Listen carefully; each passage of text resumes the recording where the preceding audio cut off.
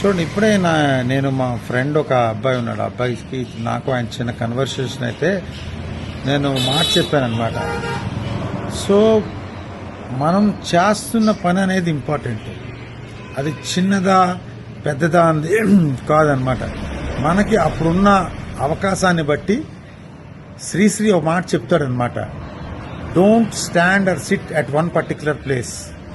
వీలైతే పరిగెత్తు, లేకపోతే నడువు, లేకపోతే బ్రేక్లు, కానీ ఖాళీగా అయితే ఉండొద్దు. An idol mind is and devil's workshop అనమాట. ఖాళీగా ఉన్న బుర్ర ఏంటంటే దెయ్యాల తాలూకా నివాస గృహం అనమాట. సో ఇప్పుడు మన స్టాండర్డ్ తగ్గట్టు బిజినెస్ మనం చేయాలని కాదు, అప్పుడు మన పరిస్థితి తగ్గట్టు మనం బిజినెస్ చేయాలి. అది రోడ్డు మీద పక్కన నేను గతంలో గ్రీటింగ్ కార్డులే అమ్మాను, నేను ముగ్గు ప్యాకెట్లు అమ్మాను, బట్టలు అమ్మాను రోడ్డు మీద. So I never felt shy. నేను పోస్ట్ గ్రాడ్యుయేటు, నేను మంచి మంచి కంపెనీలో వర్క్ చేశాను, లేకపోతే అదన్నీ నా మైండ్లో లేవు. నేను సర్వైవ్ అవ్వాలి. అప్పుడు సర్వైవ్ అవ్వాలంటే ఖాళీగా ఉండకూడదు, పని చెయ్యాలి. నాకు అప్పుడు ఆ పని తట్టింది, చేశాను. నన్ను చూసేవాడు నన్ను ఎలాగా హేళన చేసుకుంటాడో ఏం చేసుకుంటాడో అది ఆడి ప్రాబ్లం, నా ప్రాబ్లం కాదు. నా ప్రాబ్లం ఏంటంటే ఖాళీగా లేకుండా సిన్సియర్గా వర్క్ చేయడం నా ప్రాబ్లం. సో నేను ఎప్పుడు నా లైఫ్లో నేను ఖాళీ లేను. అని మీ అందరికీ సిగ్గుడి చెప్తున్నాను. మ్యారేజ్ అయిన తర్వాత కూడా నేను ఒకరోజు 3 days నేను బయటకు వెళ్ళలేదు. మ్యారేజ్ అయిన 2nd or 3rd day నుంచి నేను వర్క్ చేయడం స్టార్ట్ చేశాను. ఇది కొంతమంది దీన్ని డిస్లైక్ చేయొచ్చు, రైట్, తప్పే. ఆ టైంలో నేను చేసింది నాకు అర్థం అవ్వలేదు, బట్ అంత కమిటెడ్గా ఉండవన్నా towards my work. So work is my passion. And ఒకటే నమ్మేవాడు నేను, నా అన్ని బాధలకి, నా అన్ని కష్టాలకి వర్కే చాలా పెద్ద మందు. ఎందుకంటే ఖాళీగా లేకుండా ఆ 18 గంటలు వర్క్లో బిజీగా ఉంటే అదే పెద్ద మెడిసిన్ అయ్యి నాకు చాలా వ్యక్తిగత ప్రాబ్లమ్స్ కొన్నిసార్లు వచ్చినప్పుడు ఆ వర్కే నన్ను హెల్ప్ చేసింది బయటికి రావడానికి. నేను ఇంకేమీ చేయలేదు ఆ టైంలో, only work. Morning to night ఇంటికి వెళ్ళడం, మన పని చేసుకోవడం, పడుకోవడం, మళ్ళీ తెల్లారలేగడం, వర్క్ రావడం, వర్క్ చేయడం. సో దీనికి నేను ఎగ్జాక్ట్ ఇయర్ నాకు గుర్తులేదు, కానీ ఒక టీవీ యాడ్ కూడా నాకు ఇన్స్పైర్ చేసింది. ఆ టీవీ యాడ్ గురించి కూడా మీకు చెప్తాను.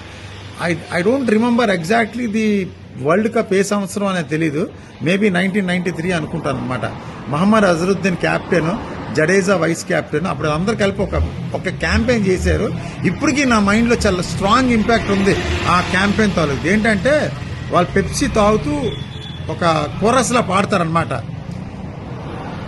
Eat Pepsi, drink Pepsi,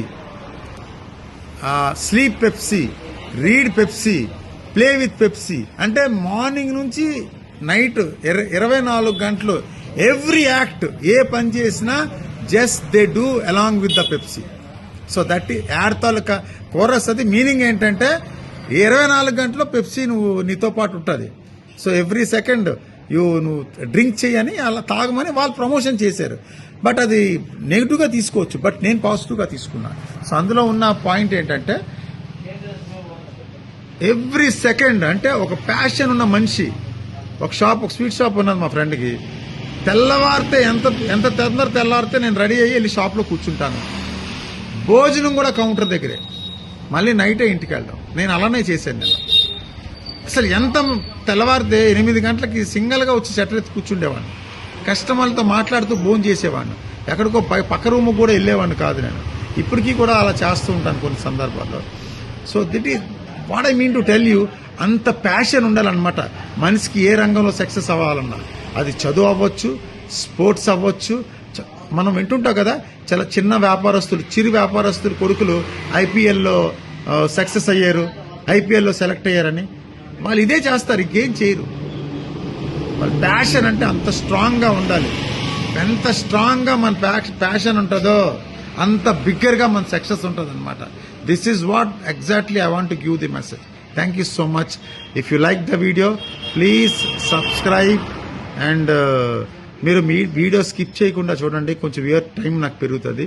and share and share. Thank you so much.